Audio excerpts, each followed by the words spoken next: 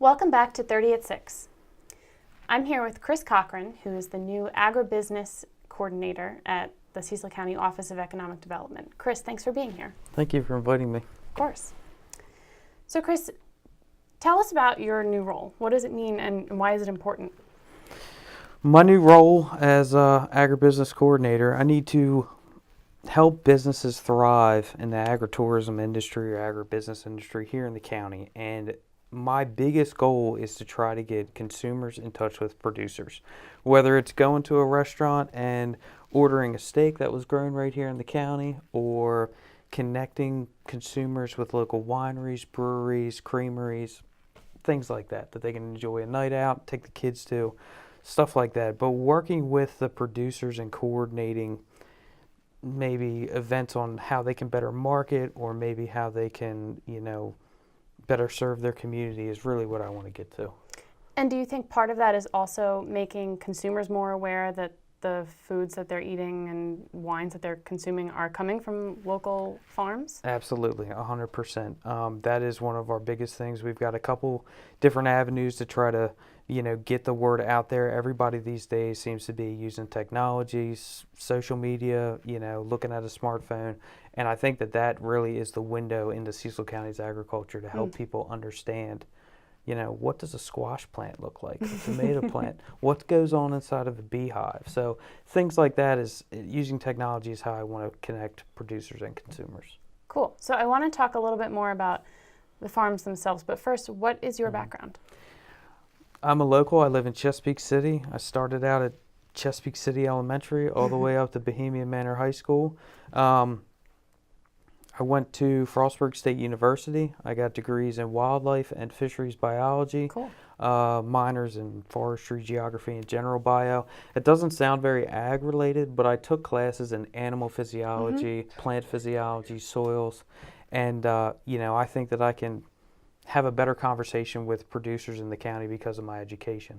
Currently, I have a growing operation on my parents' farm. I planted 3 acres of strawberries in the fall 2016. Nice. I've got several honeybee hives.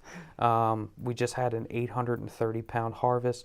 So I'm in the game of growing, and I think it's important when I talk to people, hey, I understand. That you can relate, yeah. Yeah, I had a 20-minute hailstorm this year that wiped out our season for strawberries. Gosh. Done. Wow. That fast. But, having that as my background makes it easier to talk to people. But I live in Chesapeake City. I've got 2 small children, another one on the way. And a puppy. And a puppy. It's exciting times. It's great. So. Okay, so in addition to corn and dairy farms that we all are familiar with, what other kinds of farmers do we have in the county? We have one of the largest mushroom operations in the country, right in Warwick. Right. We have, some egg layer or, layer operations for eggs and stuff like that. Poultry's working its way into the county. Wineries, breweries, the list goes on and on. It's a very nice diversity to work with. Yeah. Before this job, I worked in Queen Anne's County as a soil conservation planner, and it wasn't as diverse. And I don't want to say the work got boring, but it was chickens, grain, and a couple dairies. And here, there's so much going on, and there's a lot of small operations in such a big area. And we have beer. Yes, we have beer. It's wonderful. I think there's 5 microbreweries total open in the county. Yeah. So there's a lot that goes on here. You can come here and buy a steak and a beer all grown in the county. It's great. What are farmers' issues? What kinds of concerns do they have and that they may bring to you? I've had people come to me, pick up the phone and call me, hey, the dairy industry is not going to survive. We've got to get smart. We've got to direct market.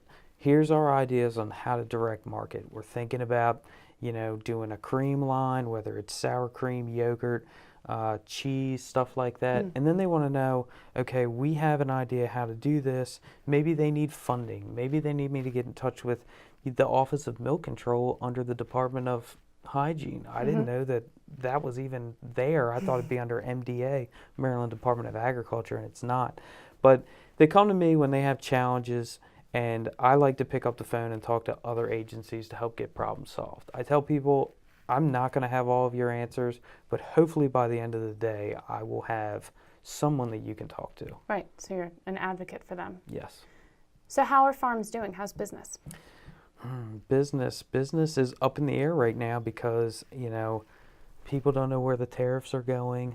Milk prices are on their third year of being very low, and everybody just sees, this agritourism as a way to kind of escape some of that, Right. or at least diversify.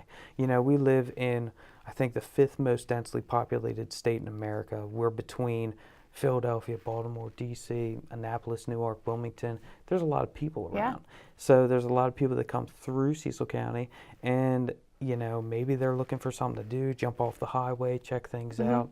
So I think that that's how a lot of producers think that they can, save the farm, is getting right to the people. Right.